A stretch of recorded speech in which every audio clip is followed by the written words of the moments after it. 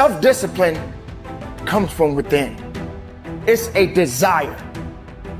It's being able to understand that you got to get the work in and you got to be willing to go further and harder than you've ever gone in your life. Don't really want to get up and get out of bed. Yeah, I get up and get out of bed. I don't really want to work out. I work out. I really don't want to hammer on a project. I hammer on the project. Now, as an overall rule, I do not like procrastination. You need to get things done. Overcoming the old self allows us to become somebody else. And there is that period of transition. Call it the void where there's just not a lot happening.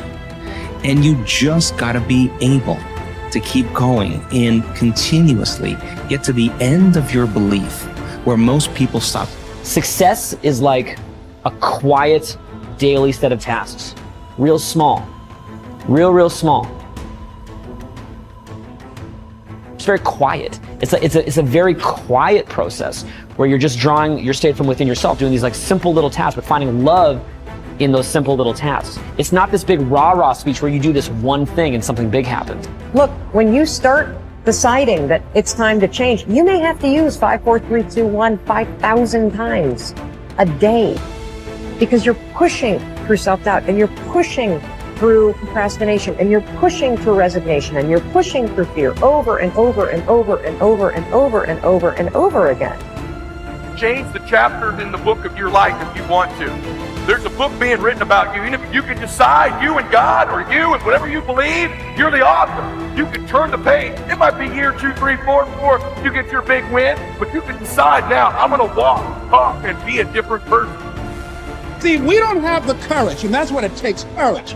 It takes guts to do that which you know you need to do. If you don't have the courage to act, life many times will move on you and make you act. And the measure of a person's will is determined by what they are willing to do to ensure triumph over tragedy. The measure of a person's will is determined by what they are willing to do to ensure success over failure. The benefit of discipline in my eyes has always been that through discipline, I get things done. All you have to do is know where you're going, and the answers will come to you. Forget the past mistakes, forget the failures, forget everything except what you're going to do now and do it. It's taken me my entire life to understand it's not necessary to know every single detail and to stop testing the waters and just dive in. We want to believe that there are shortcuts to success. We want to believe we can take a drug or we can do something that'll make it quick and easy. But the truth is, it takes grit. It takes persistence. So it's hard to understand what could happen to you in 10 years in a visceral gut way of what it means to have failed in life. And to me, failure in life is not having money. It's not realizing your potential. You're 60 years old and you said, I could have been this, and I never did it. That's like the worst thought I think anybody can have. And you don't think about it in the moment because your life is okay, but you've got to wake up and understand that there's an urgency here. And that if you're not practicing something now, if you're not aware, if you don't have a path towards something better, you're rotting on the vine, and the day of reckoning will come at some point, and it will be painful. You're not going to feel it suddenly, it'll be slow, but it'll come and it won't be good. You will not find toughness in a comfortable environment. Those of you who are listening to this, whoever hear this, you will not find it. I was trying to look for it everywhere. The only way you find it is to drown yourself in a position where you're just out of sorts, where you can't swim and you're drowning. Where you're drowning. You're drowning in life. And you say, you know what, man?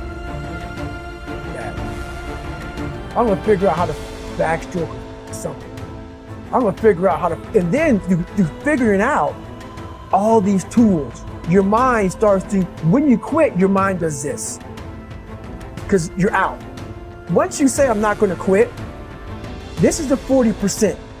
When you quit, your mind says, we're done. So it doesn't expand. There's no expansion when you quit. When you say, you, this sucks, I'm drowning, I'm miserable, I'm suffering, I'm broken, but I'm not going anywhere. What happens to your mind is it does this. It says, he's not leaving. So we got to expand. We got to grow. We got to figure this thing out. So then these compartments in your brain start to they have to work. They have to work. And then you start to engage parts of your mind that you never engaged before. But you can't engage it by sitting back in these nice chairs, drinking this nice water, talking to you, talking about what I want to do. That's where the 40% thing comes in. It comes in when you're in suffer mode and you say, I'm not going to quit. You're forcing your brain now to operate on a level it's not used to, but then it becomes used to. Successful people are intensely solution-oriented. The fact is that life is a continuous succession of problems and difficulties without end. This river of problems is only interrupted by the occasional crisis, which makes the problem seem small in comparison. In fact, if you are living a busy life, you will probably experience a crisis of some kind every 2 to 3 months throughout your life. You will have business crises, family crises, financial crises, health crises, and other crises. The problems and crises never stop. They keep coming like the waves of the ocean. The only thing you can control is your responses to these problems and crises. And therein lies the key to your success. Successful people respond effectively to problems. Ineffective people do not. Successful people take a deep breath, relax and think clearly. They look for the good in every situation. They seek the valuable lesson. Above all, they focus on the solution, on what can be done rather than what has happened and who is to blame. There is a methodology that you can use to solve any problem. It requires that you approach the business of problem solving systematically and in an organized fashion. Just like there is a process for solving mathematical problems, there is a process for solving business and life problems, and you can learn it, use it for the rest of your career. Step 1. Define the problem clearly. A problem properly defined is half solved. It is absolutely amazing how much time is wasted floundering around looking for a solution when no one is quite clear about the problem. Step 2. Ask what are all the possible causes of this problem. Look for both the obvious and the not so obvious causes of the problem. How did it begin? What are its origins? What triggered it in the first place? What is the critical variable that changed to cause the problem in the first place? What assumptions were made that led to the problem? Just like a doctor conducting an intensive examination on a sick patient, you should thoroughly dissect the problem before you attempt to solve it. Step 3. Ask what are all the possible solutions. Avoid the natural tendency of most human beings to leap from a problem definition to a conclusion regarding a solution of some kind. Always ask, what else is the solution? Sometimes the best solution is to nothing at all. Sometimes the best solution is to gather more information. Sometimes the best solution is to realize that this is not your problem and pass it on to someone else whose responsibility it is. Step 4. Once you have identified several possible solutions, ask, what must this solution accomplish? The only way you can judge the attractiveness of a solution is to determine in advance what you want the solution to accomplish. You've heard it said that the operation was a success, but the patient died.